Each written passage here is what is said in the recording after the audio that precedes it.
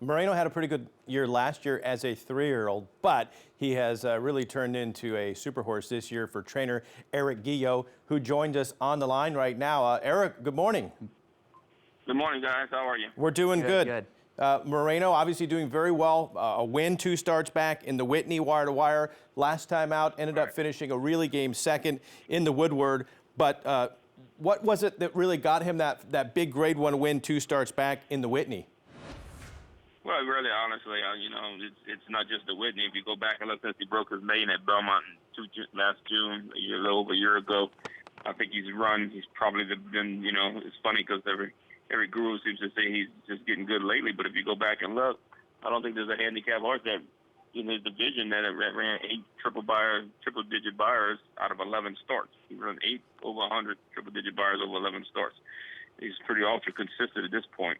The 3 races that he didn't run out of 8 out of 11, they was basically the Met Mile when I told everybody wasn't a miler, and the Breeders' Cup Classic when he got hurt last year, and the Suburban he ran a 96, I think, a 7 buyer, and that particular race I thought was his best race of his career.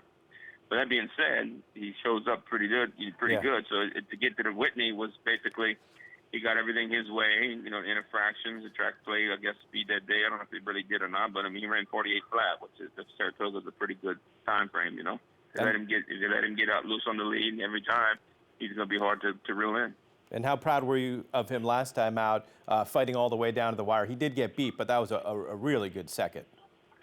Yeah, I know, but I just get tired of explaining to him because you watch a horse race like that and people go, "Oh, he's so game, but in reality, he's not. He's a quirky-headed horse. If my lucky day, I think just got that lucky because I don't think it was intentional, but they leaned up against him from the 8th pole home and bang, bang, bang, bang, bang. And if you go back and you look, watch it close, go back and watch it real close, you're going to see Moreno's head straight up in the air. So he's like, "Hey, what the hell's going on over here?" He's not like gutting it down to it's my lucky day, gutting it to the wire. Moreno's like, "What are you doing, banging on me around?" He hates that. He hates the other horses around him. He's a head case. So he's just like, so watch the gallop out. Go back and watch the gallop out. Moreno gallops out by 5 on the rail, and it's my lucky day comes to a crawl.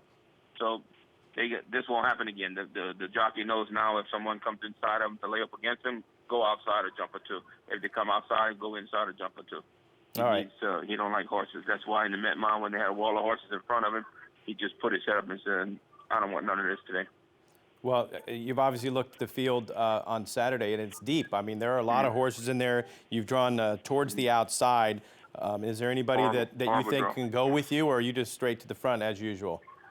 Well, yeah. I mean, the reason why the Suburban was so impressive was the fact that everyone told me that every gambler and everybody up here in the East Coast told me the configuration of the gate at a mile and a quarter at the Big Sandy, that if you drew the outside like I did 11, it's going to be hard to do. So I listened to him, and I told my rider, "Hey, use him up a little bit to get the lead." But in reality, it cost me the race. If you go back and look, I went 22-3 to go 23-3.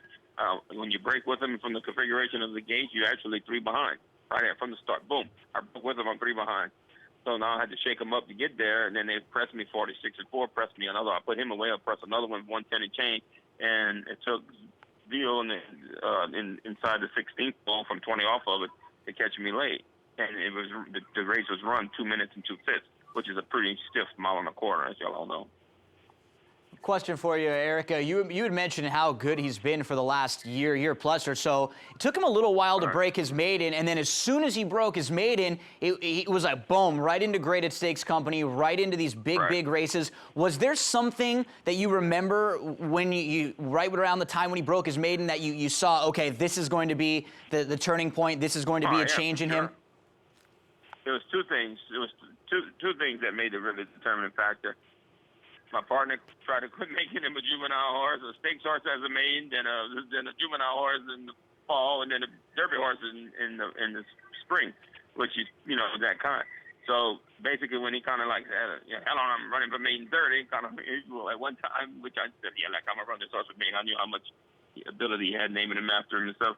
And then when we castrated him, it made all the difference. He was an internal nervous horse.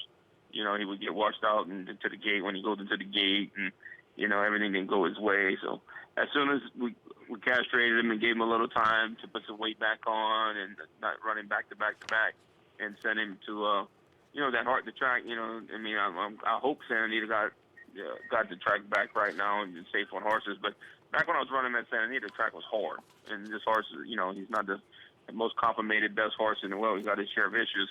So getting him off the Santa Anita track and getting him to the East Coast made a huge difference. It really did. It made a huge difference. And so getting him over here, if you look back and see, it's not coincidentally that he was doing great on the East Coast, and then when I got to the Breeders' Cup, he got injured on that hard track one race. You know what I mean? Cost me 4 months on the shelf. So now the reason I left to go to Saratoga early was for that particular reason.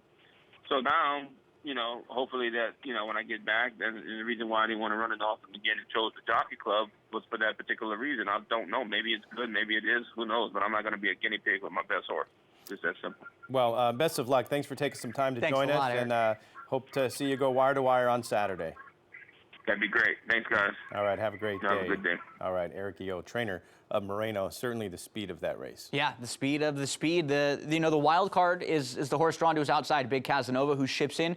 But Moreno is at home here on the East Coast now. This is where he's been training, so he didn't have to ship. Big Casanova has to ship over, run over a racetrack that you don't know. You're not quite sure how he'll jump up against Grade 1 companies. So, yeah, as far as speeds are concerned, Moreno is no doubt, I think, the one with the target on his back and the horse they'll have to catch on Saturday.